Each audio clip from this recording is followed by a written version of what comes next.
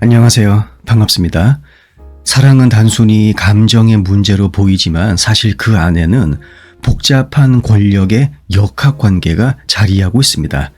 이 말은 누군가를 지배하거나 복종하는 관계를 뜻하는 것이 아닙니다. 오해하지 마세요. 오히려 서로 다른 두 사람이 각자의 욕구를 충족시키는 과정에서 권력의 균형이 얼마나 중요한지를 말하는 것입니다.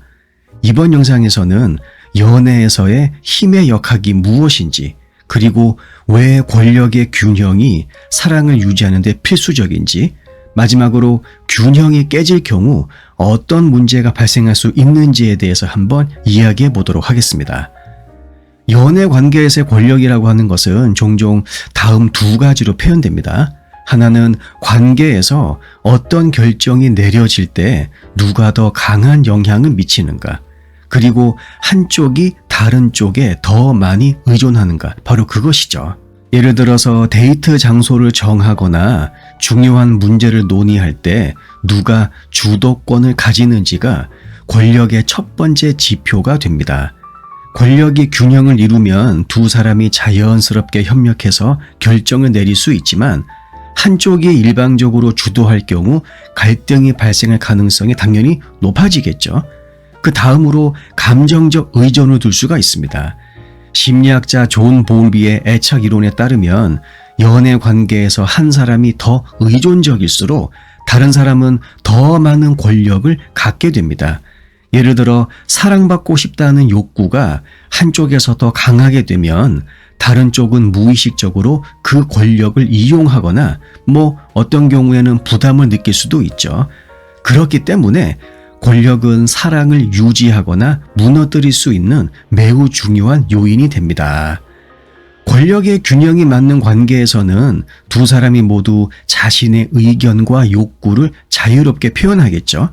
이러한 관계는 신뢰와 존중을 기반으로 하기 때문에 갈등이 생긴다 하더라도 비교적 쉽게 해결됩니다.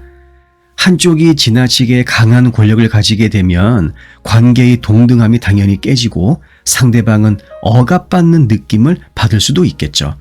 예를 들어서 내가 항상 양보해야 한다는 감정이 쌓이면 불만으로 이어지고 이것은 결국 관계의 파탄으로 연결될 가능성이 큽니다.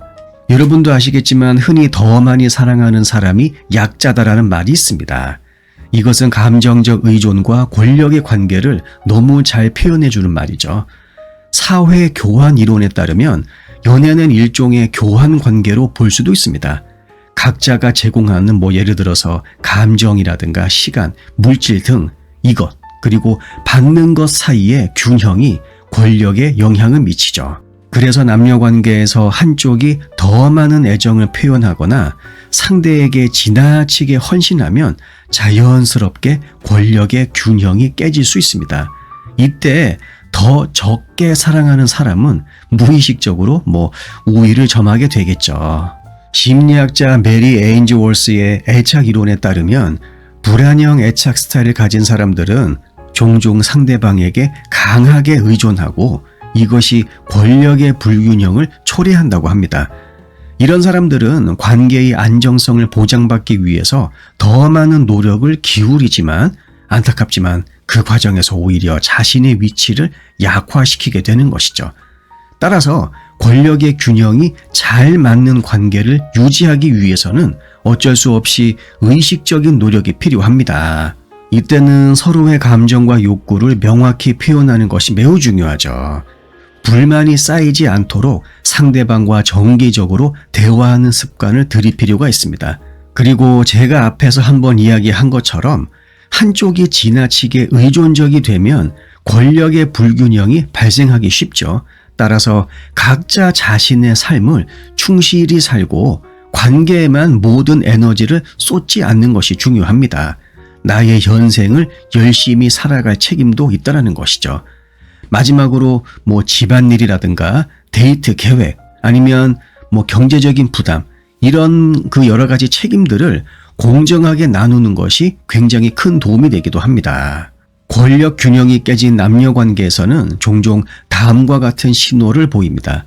한쪽이 항상 양보하거나 상대방의 결정에 따라야만 한다는 압박감을 느낀다라던가 혹은 상대방의 감정을 지나치게 배려하면서 자신의 욕구를 억누르는 경우가 있죠. 이러한 신호가 나타날 경우 관계의 동등성을 회복하기 위한 노력이 반드시 필요합니다. 연애에서의 권력의 균형은 단순한 감정의 문제가 아닙니다. 이것은 관계의 안정성과 지속 가능성을 결정짓는 굉장히 중요한 요소입니다. 결국 사랑이라고 하는 것은 서로의 감정과 욕구를 존중하면서 권력의 균형을 맞추는 일종의 좀 춤이라고 봐야 되겠죠.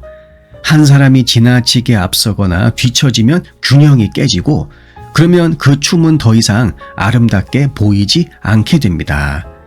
사랑이라고 하는 어떠한 이 댄스에서 중요한 것은 리드와 팔로우의 교대입니다.